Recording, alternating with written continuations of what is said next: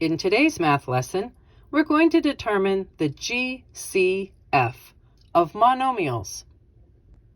If you're not familiar with the phrase or the term GCF, that is shorthand for the greatest common factor. So that's what we're doing today. We're finding the greatest common factor of monomials.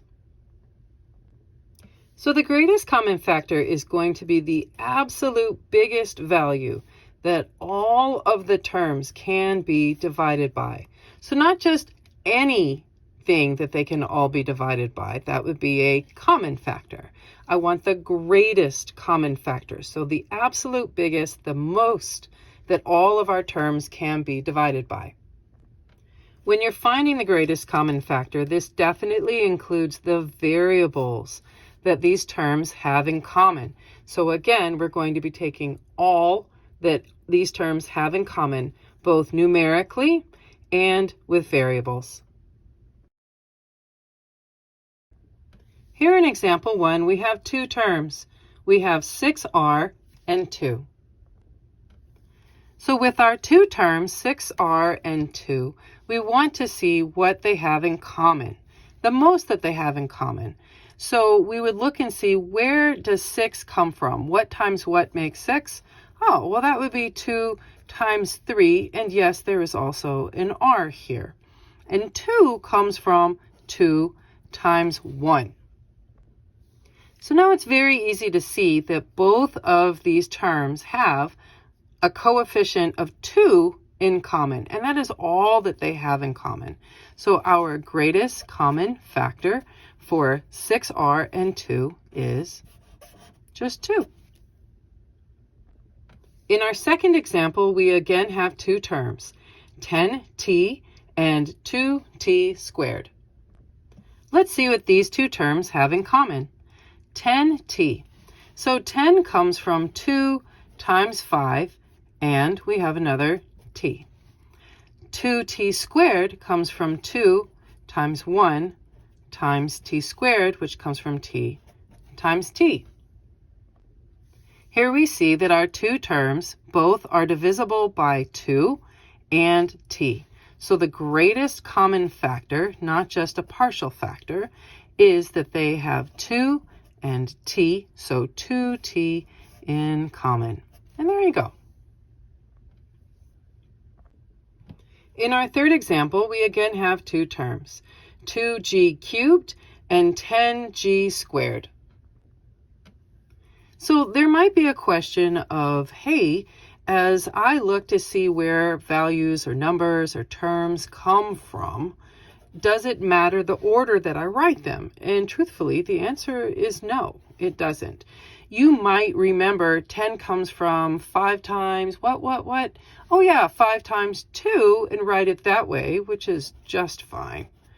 And then we can see that they still have a 2 in common, and they also have 2 g's in common. So this time, our greatest common factor is 2g squared, and the g only is squared because they have 2 g's in common. And no, it does not matter that I don't have our coefficient of 2 written vertically above itself from term to term.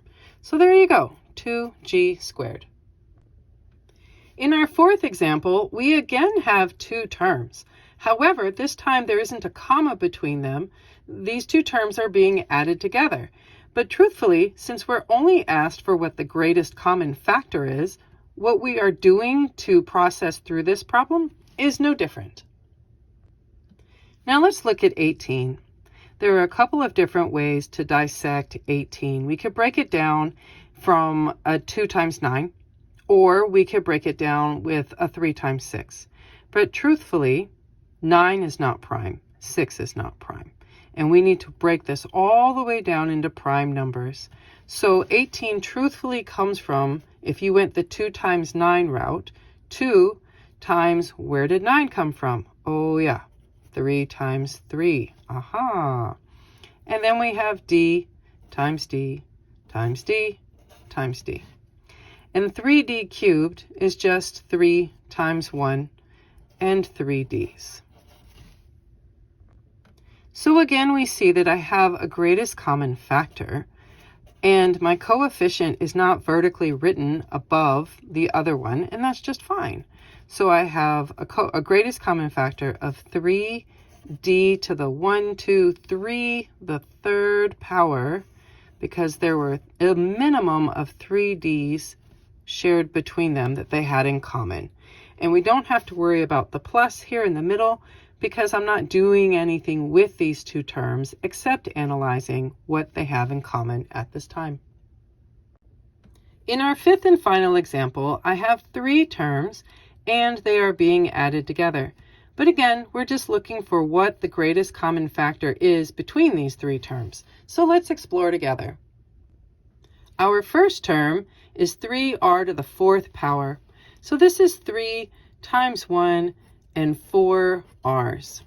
Our second term is 15r to the third power, which is 3 times 5 and 3 r's. My third term is just 3 times 1 with 1 r right beside it. So here we see the reminder that it has to be what all of your terms have in common when we are finding our greatest common factor. So all three of the terms are divisible by 3, and all three of the terms have a variable of an r, but they all only have 1 r at its maximum. Sure, the first and second term had more than 1 r in common, but the third term didn't. So it's an everybody or it's not, so to speak. So as a result, our greatest common factor is 3r.